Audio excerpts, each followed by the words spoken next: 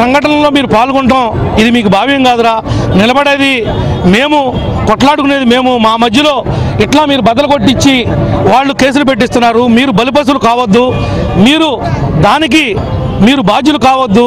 ఏదైతే doctor BR Ambedkar ఉన్నారో ఆయన సాక్షిగా ప్రమాణం చేసి చెప్తున్నా, ఆయన ఆశయాల కోసం, ఆయన రాసినటువంటి ఈ యొక్క రాజ్యాంగంలో ఉన్నటువంటి విలువల కోసం పోరాటం చేసే వ్యక్తిని, మీకోసం ప్రయత్నం చేస్తున్నటువంటి వ్యక్తిని, మీకోసం ఈ రోడ్డుని తెచ్చినటువంటి వ్యక్తిని మీరు నన్ను ఈ రకంగా అవమానపరచడం మీకు భావ్యం కాదు.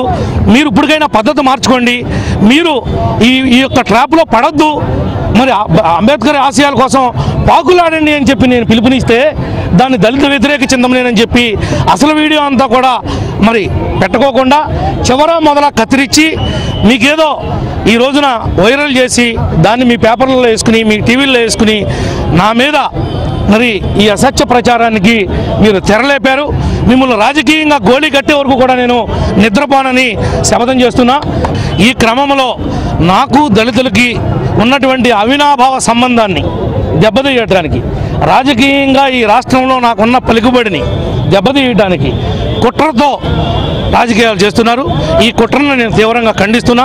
నేను నా 4 నియోజకవర్గాల 4 మండలాలకు సంబంధించినటువంటి పార్టీ అధ్యక్షుల్ని, ఎంపీపీలని, జడ్పీటీసీలని, మరి గ్రామ పార్టీ అధ్యక్షుల్ని అందరితో కూడా ఈరోజు విస్తృత స్థాయి సమావేశం సాయంత్రం ఏర్పాటు చేసి మరి వాళ్ళ నిర్ణయం మేరకు ఇది నాకు పార్టీకి కూడా చెడ్డ పేరు తెచ్చే విధంగా నా మీద వాళ్ళు మరి అసత్య ప్రచారం చేశారు. కాబట్టి నేను పార్టీ నుంచి కూడా వైదొలగడానికి మరి నా నాయకులందరితో కూడా మాట్లాడి మన నిర్ణయం తీసుకుంటానని చెప్పి కూడా ఈ సందర్భంగా తెలియజేస్తా ఉన్నాను. మరి ఇటువంటి విషయాలు నా మీద ఆపాదించడం వల్ల రాజకీయంగా నా యొక్క ప్రభావం పార్టీ మీద కూడా పడేటువంటి అవకాశం ఉంది.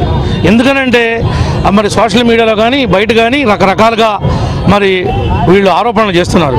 వీటి మీద ఒక నిజ నిర్ధారణ కమిటీని ప్రభుత్వం కానీ పార్టీ కానీ నియమించి వాటిల్లో వాస్తవాలు బయటకు వస్తే అప్పుడు ఏంటనేది నేను ఆలోచిస్తాను. నేను ఇంకెప్పటికీ కూడా బతుకున్నంతకాలం ఎప్పుడు కూడా మరి వార్డు మెంబర్గా కూడా పోటీ చేయనని చెప్పి కూడా ఈ సందర్భంగా తెలియజేస్తా ఉన్నా. నేను ఈ ప్రభుత్వాన్ని డిమాండ్ చేస్తూ ఉన్నా, ఇమీడియట్లీగా దీని మీద ఒక కమిటీ వేయాలి, వాస్తవాలు బయట తీయాలి. ఈ సాక్షి పత్రిక, ఏదైతే ఈ సాక్షి ఛానల్, ఏదైతే ఈ సోషల్ మీడియా, ఫేస్బుక్, అదేవిధంగా మరి వాట్సాప్ ఉందో దాన్ని ఎవరైతే వైరల్ చేస్తున్నారో అది ఓన్లీ వైఎస్ఆర్ పార్టీ వాళ్ళకి సంబంధించినటువంటి వాళ్ళు వైరల్ చేసి ఇదంతా చేశారా తప్ప ఎవరన్నా చేశారని అడుగుతున్నా. ఈరోజు అనేక వార్తాపత్రికలు ఉన్నాయి, అనేక టీవీలు ఉన్నాయి, వాళ్ళందరూ కూడా అక్కడికి వచ్చారు. మరి ఆ రోజు ఎందుకు వెళ్ళిపోయారు? మీకు దమ్ముంటే ఎందుకు కక్ష చేస్తున్నారు?